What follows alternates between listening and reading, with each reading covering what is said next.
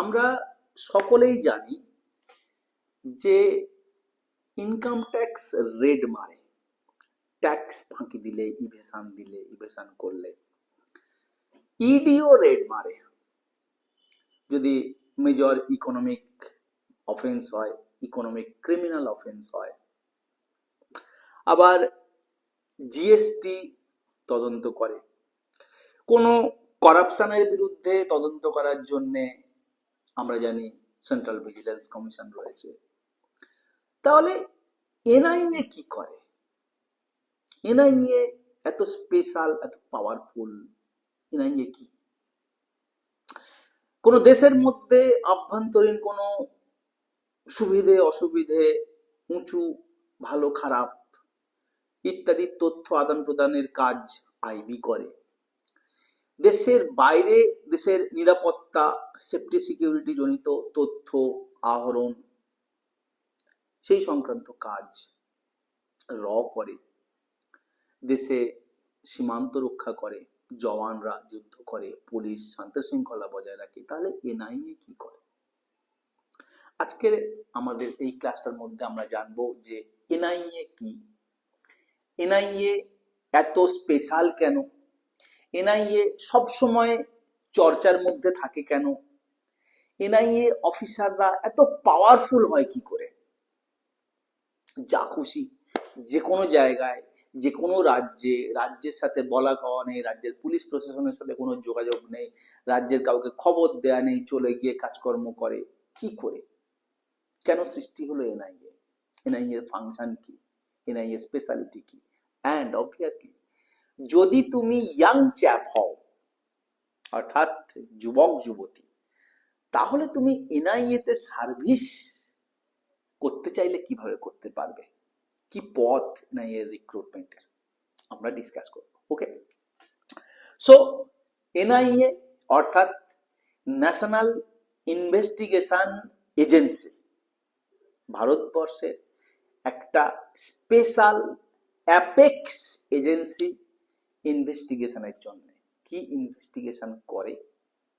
Investigation করে counter terrorism related ইস্যুগুলোকে, অর্থাৎ সোজা কথায় বিস্ফোরণ, আতঙ্কবাদ, সন্ত্রাসবাদ, এই সমস্ত কার্যকলাপগুলোর বিরুদ্ধে একটা প্রতিরোধ গড়ে তোলা, দেশটাকে সুরক্ষা দেওয়া, এবং এই সংক্রান্ত অপরাধ যেখানে যেখানে হয়েছে সেইগুলো নিয়ে তদন্ত করাই হচ্ছে এনআইএ এর কাজ।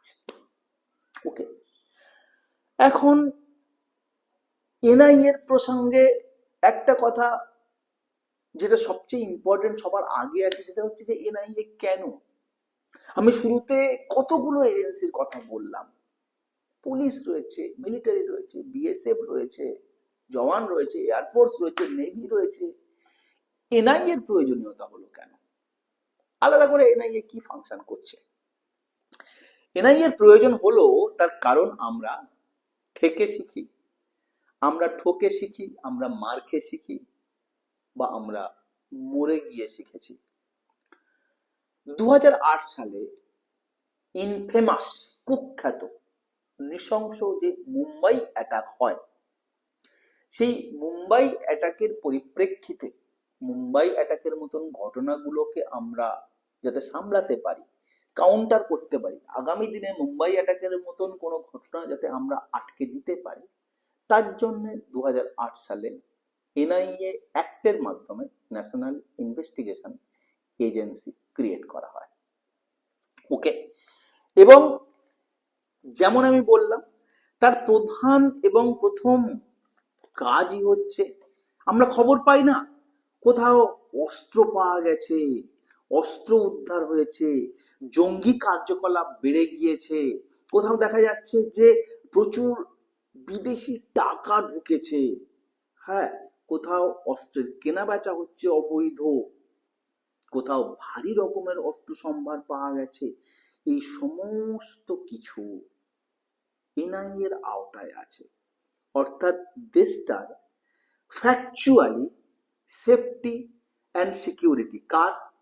দেশের একেবারে ন্যাশনাল সিকিউরিটি, তার পরিপ্রেক্ষিতে তার জন্যে এনআইএ এর সৃষ্টি এবং এনআইএ এর ফাংশন।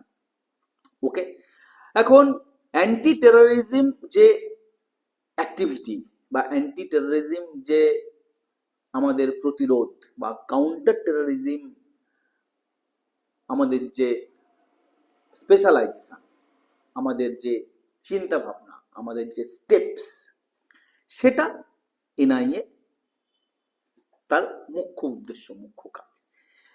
বিস্ফোরণ, বোমা হামলা, আন্তর্জাতিক সন্ত্রাসবাদ, মানি লন্ডারিং, অস্ত্র পাচার, এগুলো এনআইএ এর ফাংশন। এনআইএ কোথায় কাজ করতে পারে, কোথায় কাজ করে, একটা খুব ইম্পর্টেন্ট পয়েন্ট, একটা ফিচার এনআইএ।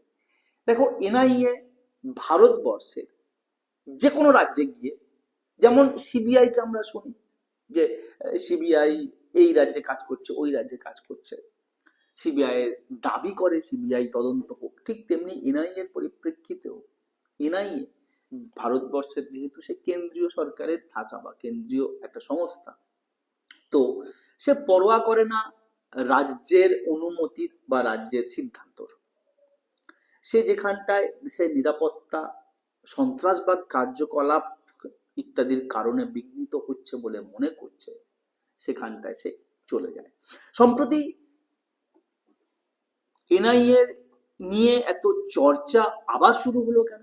তার কারণ সুপ্রিম কোর্ট তার 142 ধারা বা 142 ধারার মাধ্যমে নতুন করে এনআইএ কে আরো কিছু ক্ষমতা হস্তান্তর করেছে।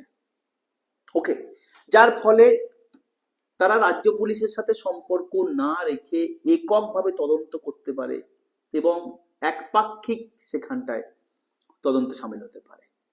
এমনকি এনআইএ প্রয়োজন হলে ভারতবর্ষের বাইরে গিয়ে তদন্ত করতে পারে। ওকে, সো এনআইএ এই জন্য এত বেশি পাওয়ার। আমরা কি দেখলাম? আমরা এনআইএ এর গঠন, এনআইএ এর গঠনের কারণ এবং এনআইএ এর অ্যাক্টিভিটির বৈশিষ্ট্যগুলো একটু দেখলাম। আমরা এখন দেখবো যে এনআইএ কোন কোন আইনের আওতায় কাজ করে, অর্থাৎ প্রত্যেকটা এজেন্সি একটা আইনে তৈরি হয় এবং কিছু আইনকে সাপোর্ট করে কাজ করে। উদাহরণস্বরূপ আমি যদি তোমাদেরকে বলি যে, যেমন ধরো যাক ইডি, ওকে, এনফোর্সমেন্ট ডিরেক্টর, কিভাবে কাজ করে? তারা ধরা যাক FEMA, foreign exchange management act বা prevention of money laundering act, PMLA, এগুলোর আওতায় কাজ করে। ঠিক তেমনি আমি যদি এনআইএ এর কথা বলি, তাহলে বলবো আনলফুল অ্যাক্টিভিটিস প্রিভেনশন অ্যাক্ট বা UAPA, anti hijacking act, atomic energy act, SAARC convention, terrorism related act বা বৈশিষ্ট্যগুলো নিয়ে কাজ করে। এখন দেখো, খুব অ্যাক্টগুলো দেখলেই বোঝা যায় যে এনআইএ এর আসল ডোমেনটা কি, এনআইএ ঠিক কি জিনিস ডিল করে। ওকে, তো অবভিয়াসলি এনআইএ কে অনেক বেশি সুপার পাওয়ার, অনেক বেশি স্কিল্ড, অনেক সফিস্টিকেটেড টেকনোলজি এবং অবভিয়াসলি অনেক বেশি capable officer, office environment, instrument নিয়ে কাজ করতে হয়। তার কারণ এনআইএ যে জিনিসটা নিয়ে ডিল করে, এনআইএ যেটাকে কাউন্টার করতে চায়, সেটার সাথে আমাদের দেশের রক্ত, জীবন, সম্মান সবকিছু জড়িয়ে আছে। ওকে, তো অবভিয়াসলি সেন্ট্রাল একটা এজেন্সি, এর কোনো শাখা ওরকম আলাদা করে কিছু হয় না। হাই প্রোফাইল কেস, জঙ্গি হামলা, আইএসআই কার্যকলাপ, ওকে, এই সবগুলো এনআইএ ফিল্ড। ওকে, এগুলোতে এনআইএ হাই ফোকাস রাখে। এখন আমরা আসবো যে তুমি যদি এনআইএ অফিসার হওয়ার স্বপ্ন দেখো, একটা অল পাওয়ারফুল ডেজিগনেটেড অফিসার হওয়ার স্বপ্ন দেখো থ্রু এনআইএ, তাহলে তুমি এনআইএ জব সার্ভিস ডিপার্টমেন্টে ঢুকবে কি করে? ক্লিয়ার? তো এনআইএ তে বা ন্যাশনাল ইনভেস্টিগেশন এজেন্সিতে সার্ভ করার, চাকরি করার সোজাসুজি তিনটে পথ আছে, 1, 2, 3। প্রথম দুটো পথ ডাইরেক্ট রিক্রুটমেন্ট, অর্থাৎ তুমি সরাসরি এনআইএ তে যাবে, আর একটা ইনডাইরেক্ট বা যেটাকে বলা হয় যে ডেপুটেশন, অর্থাৎ অন্য সেগমেন্টে রিলেটেড সেগমেন্ট বা সেকশন বা ডিপার্টমেন্টে কাজ করো, সেখান থেকে তোমাকে এখানটায় তুলে আনা হবে বা তুমি যাবে এনআইএতে কাজ করতে। প্রথম দুটো চ্যানেল বা রিক্রুটমেন্ট প্রসেসের মধ্যে আসে, যেখানটায় সরাসরি এনআইএতে তুমি জব পেতে পারো। ওকে, ফার্স্ট হচ্ছে তুমি যদি ইউপিএসসি পরীক্ষা দাও এবং আইপিএস হও, তো একেবারে এনআইএর ওপরে, হ্যাঁ, ডাইরেক্টর জেনারেল বা ডিজি, হ্যাঁ, এরকম কিছু প্রধান হেড হিসেবে তুমি জয়েন করতে পারো বা কান্ট্রিকে সার্ভ করতে পারো। এছাড়া 2 নম্বর যে পথটা, অর্থাৎ সরাসরি ঢোকবা, সেটা হচ্ছে যে স্টাফ সিলেকশন কমিশন একটা পরীক্ষা নেয়, কম্বাইন্ড গ্র্যাজুয়েট লেভেল এক্সামিনেশন, তার মাধ্যমেও এনআইএ এর কিছু পোস্ট থাকে, sub inspector, sub assistant sub inspector, okay, তো এএসআই, এই পোস্টটাতে এনআইএ রিক্রুটমেন্ট হয়। ক্লিয়ার? তবে ডাইরেক্ট রিক্রুটমেন্ট দুটো পরিপ্রেক্ষিতেই, সে একেবারে ওপরে আইপিএস হোক বা সাব ইন্সপেক্টর হোক, 4200 গ্রেড পে, হ্যাঁ, অ্যাসিস্ট্যান্ট সাব ইন্সপেক্টর না, সাব ইন্সপেক্টর, দুটোতেই কিন্তু লোকের, অর্থাৎ ভ্যাকেন্সি খুব কম থাকে, খুব অল্প লোক নেওয়া হয়। মেজর যেটা নেওয়া হয় সেটা হচ্ছে যে ডেপুটেশন বেসিসে। এখন কারা ডেপুটেশন বেসিসে এনআইএতে আসতে পারে? দেখো, সবচেয়ে বেশি এনআইএতে যে সেকশন বা যে অর্গানাইজেশন থেকে এনআইএতে ডেপুটেশনে আসে সেটা হচ্ছে সেন্ট্রাল পুলিশ। ওকে, সেন্ট্রাল পুলিশ, যেটাকে আমরা ভালো বা সঠিকভাবে জানি CAPF, central armed police force, সেখান থেকেই সবচেয়ে বেশি সংখ্যক এমপ্লয়িজ বা স্টাফ বা অফিসার এনআইএতে ডেপুটেড হন। ওকে, সিএপিএফ ছাড়াও সেন্ট্রাল গভর্নমেন্টের অন্যান্য organisation like central GST, excise, customs বা ইনকাম ট্যাক্স থেকেও অফিসাররা এনআইএতে ডেপুটেশনে আসেন। অ্যাপার্ট ফ্রম দ্যাট, সিবিআই বা সিবিআই ছাড়াও নার্কোটিক্স ডিপার্টমেন্ট, ওকে, এখান থেকেও এনআইএতে ডেপুটেশনে আসে। রাজ্য সরকারের চাকরি করলেও সেখান থেকে এনআইএতে যাওয়া যায়। রাজ্য সরকারের আমাদের যে ডিএসপি পোস্ট, সেই ডিএসপি পোস্টেও যদি ভালো সার্ভ করে কেউ, ভালো ট্র্যাক রেকর্ড থাকে, তো তারা এনআইএতে কিন্তু ডেপুটেশন পায়, এক্সপিরিয়েন্সও থাকতে হবে। তো একটা কথা সোজা ভাষায় আমরা বলতে পারি যে এনআইএতে কিন্তু তাদেরই পোস্টিং হয় যারা মানসিকভাবে খুব সবল, শারীরিকভাবে খুব ফিট, একেবারে প্রযুক্তি ব্যবহারে খুব দারুণভাবে সে যোগ্য, সমর্থ এবং দেশের প্রতি তার ভালোবাসা আছে। এই ধরনের কাজকর্ম করতে সে আগ্রহী ও উৎসাহী, এরকম যুবক যুবতীরাই বা অফিসাররা এনআইএতে আসতে পারে। So this is all about NIA. NIA ভালো ফাংশন করবে, এনআইএ এফেক্টিভলি কাজ করবে, তো আমরা, আমাদের দেশবাসী, আমাদের দেশ সুরক্ষিত থাকবে।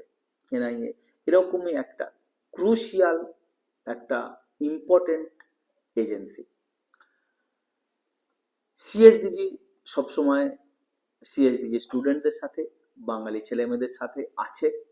আমরা ক্লাস করতে থাকবো, আমরা পড়াতে থাকবো, তোমরা সেন্ট্রাল গভর্নমেন্টের ভালো ভালো পদগুলোতে বসবে, সমগ্র দেশের সমস্ত ভালো পোস্টে বাঙালি সারনেম ভর্তি হয়ে যাবে। আমাদের এটাই স্বপ্ন। Best of luck.